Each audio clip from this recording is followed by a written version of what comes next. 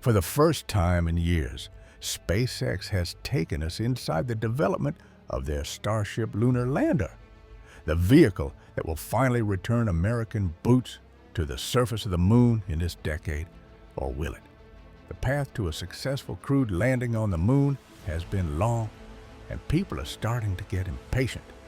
Now, that's not necessarily a bad thing, because this new sense of urgency has lit a fire under SpaceX, and they are about to change everything you think you know about the Artemis moon landing. It all begins with politics. On October the 20th, the acting NASA administrator, Sean Duffy, decides that he's going to publicly call out SpaceX and threaten kin to cancel their moon landing contract on a CNBC television show called Squawk Box. He tells the host, "I love SpaceX.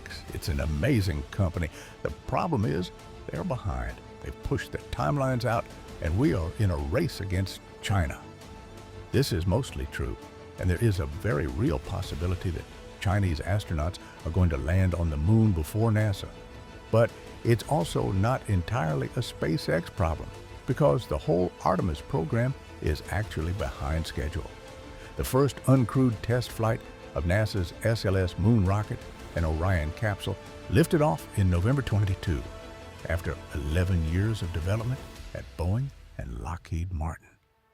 The SLS and Orion were then supposed to launch for a second time in 2025. This flight would take a crew of 3 on a trip around the moon and then back again. That hasn't happened yet and is tentatively scheduled to launch in the first half of 2026. But there's no indication of how feasible that timeline actually is. Meanwhile, over at SpaceX, they've been developing their Starship for about 5 years now.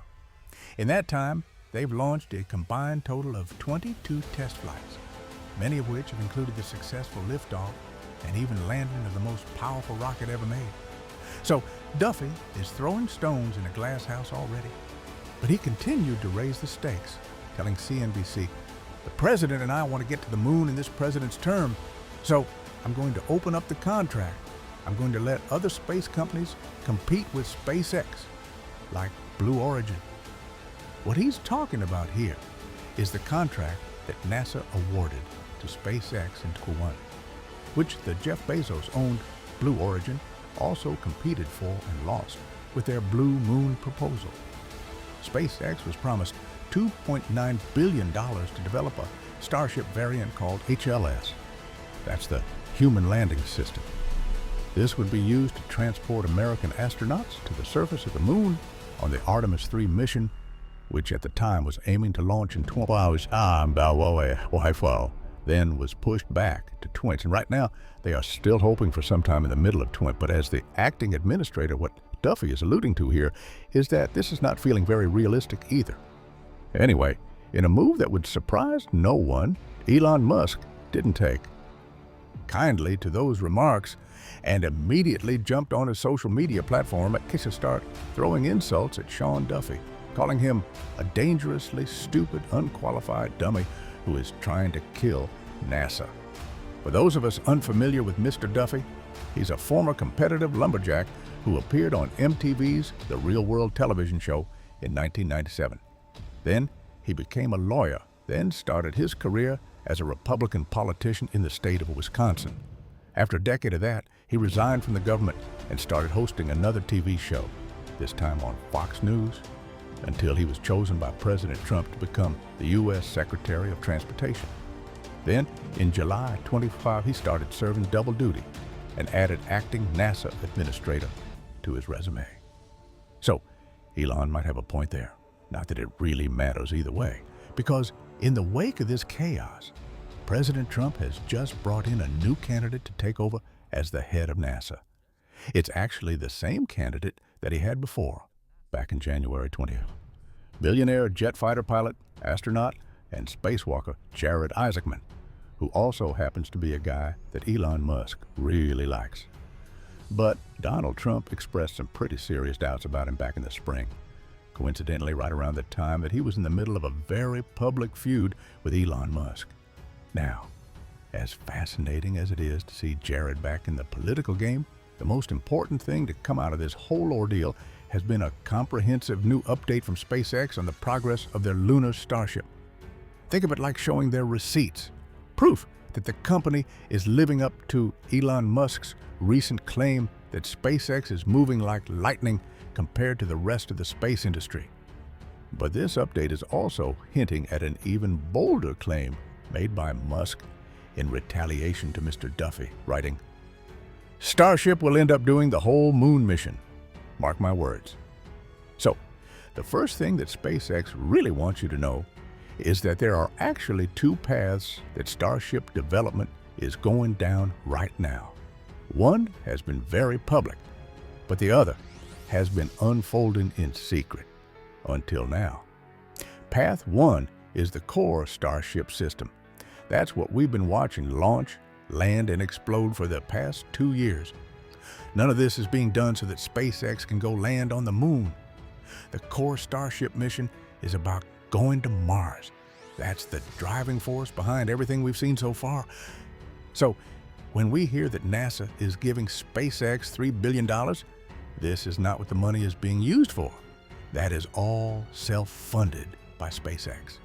Now, there are a lot of new technologies being developed for the core Starship system that will be transferable to other non-Mars applications. This is called Path 2, the lander, also known as the KLS or Lunar Starship. SpaceX has been working on this project since 2022, and in that time, they've completed 49 project milestones related to developing the subsystems, infrastructure, and operations needed to land astronauts on the moon. This is where the NASA funding has gone, and they only receive small portions of those $3 billion where they complete each milestone. SpaceX also says that the vast majority of these have been achieved on time or ahead of schedule. So here's what they've been up to. SpaceX has built a full-scale model for the interior of the Lunar Starship cabin. That's the space where astronauts will live on the moon. They've been using that model to test life support, temperature, and humidity control systems with multiple people inside the cabin. Now, we're not exactly sure where that test model is located. We know that SpaceX has an old mock-up of a lunar Starship nose cone stashed in a parking lot at Starbase. But that's probably not what they're talking about here. And that's not the only big thing they've been hiding from us, because SpaceX has also been using another full-scale model of the entire HLS to do drop testing. This is done specifically to test the landing legs on simulated moon soil and to study how the feet of the legs interact with the ground. So, somewhere out there is a full-sized Starship with landing legs, and they've been picking it up and dropping it on a fake moon. That's what we haven't seen. But one thing we have seen before is this test rig for the airlock and elevator. This was done in partnership with Axiom, who are making the lunar spacesuits, and that's allowed the potential crew members to practice using the elevator and moving from the airlock to the surface of the moon in a fully pressurized suit, identical to what they'll use on the real mission. Then there's the Starship Fuel Depot, another variant of the main vehicle that's being developed alongside the HLS. The Fuel Depot is also a big part of the Mars mission, but it includes a lot of the same design elements as HLS. For example, they are both painted white. That's done to reflect as much sunlight as possible and help keep what's inside the ship nice and cool. Only the depot will have rocket fuel inside, not people. But in many ways, that's even more difficult, because liquid oxygen and liquid methane need to be held at temperatures below -100 degrees Celsius, or else they start to boil away. So, the depot ship ends up using a lot of the same power generation and temperature control systems that will serve astronauts on the moon. SpaceX has been running small-scale propellant transfer tests, but a full-scale transfer of cryogenic fuel from one spaceship to another has never actually been attempted before by anyone. Another important test that SpaceX is working on is with Starship's docking adapter. This is how the lander and the Orion capsule will meet up in lunar orbit and allow people to move between the two vehicles. They've also done a lunar landing throttle test with Starship's Raptor rocket engines, basically running the engine through a moon landing scenario and controlling the thrust to simulate a soft touchdown. Alongside that, There have also been Raptor cold start tests, where they use the ultra-cold cryogenic rocket fuel to essentially deep freeze the engine and simulate the conditions after spending a long duration frozen in space. Then they make sure that the engine can still fire back up and run as expected. Then there's micrometeoroid and orbital debris impact testing. SpaceX is taking the materials that they're going to use for the HLS exterior, like the body panels and the windows, and they shoot at it to see how well it's going to hold up against impacts in space or on the moon.